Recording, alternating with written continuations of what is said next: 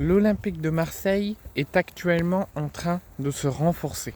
L'Olympique de Marseille fait face à plusieurs rumeurs, à plusieurs arrivées, à des petits départs. Il y a plus d'arrivées que de départs. Malheureusement, on sait très bien qu'à l'Olympique de Marseille, il y a beaucoup d'instabilité. On nous fait croire X, Y, Z. On nous fait croire une grande équipe de fous. On nous fait croire qu'on va renforcer l'équipe avec plus de 12 recrues, 13 recrues, qu'on va avoir une équipe ultra compétitive.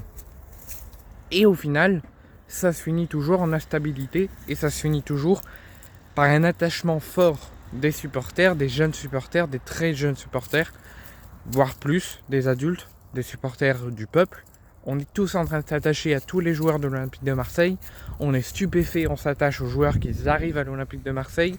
On est d'une part déçu des départs, mais on est souvent très heureux des recrues faites par Pablo Longoria et par la direction marseillaise. On s'attache beaucoup, mais à l'OM, il ne faut jamais s'attacher. Parce qu'on sait très bien que Mason Greenwood, je vous donne un exemple, on s'attache tous à lui. On est très en colère que l'OM l'ait recruté avec son passage très négatif et que l'OM n'aurait jamais dû se poser là-dessus sur son passage extra-sportif. Mais on s'est attaché à lui par ses buts, par son intensité, par ses passes, par son envie. Mais on sait très bien que sa valeur marchande va être impactante pour le club et que si ça peut faire du bien aux finances de l'OM, il finira par partir. On sait très bien que Pierre-Emile Højbjerg, qui est en prêt de Tottenham à l'Olympique de Marseille, l'OM va tout faire pour le garder, l'OM va tout faire pour le conserver, mais on sait très bien qu'avec sa valeur marchande, son talent, il finira très probablement par partir. Et également le cas d'Adrien Rabiot, lui qui a beaucoup plus de chances de finir par partir du club avec sa valeur marchande, parce qu'on revient toujours aux grands joueurs, aux grands d'Europe, à l'équipe totalement refigurée, mais qui aura une très grande valeur marchande et qui aura un impact négatif pour le club, mais s'il peut être positif pour les finances de l'OM, l'OM n'en se cachera pas. Malgré tout, on commence à faire des bons arrivées, Gyan Ridley, André Gomes, et j'en passe.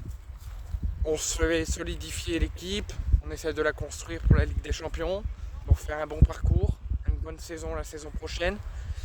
Et l'OM, ça fait plusieurs mercatos, et encore lors de ce mercato d'été, l'OM s'est penché sur un joueur du Chelsea.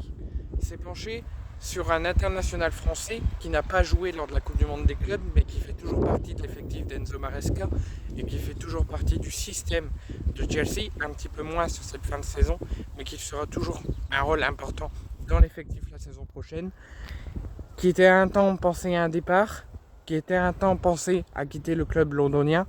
L'OM s'était penché lors du dernier mercato d'hiver, également lors du dernier mercato d'été, et l'OM s'est repenché sur lui lors de ce mercato d'été, mais malheureusement l'OM ne pourra pas renforcer son système défensif avec ce joueur, puisque Benoît Badiashile a fait face à plusieurs rumeurs, à plusieurs intérêts de plusieurs clubs dont l'Olympique de Marseille, et il a mentionné qu'il ne quitterait pas le club, qu'il prolongerait avec le club londonien et qu'il serait toujours un joueur de Chelsea la saison prochaine.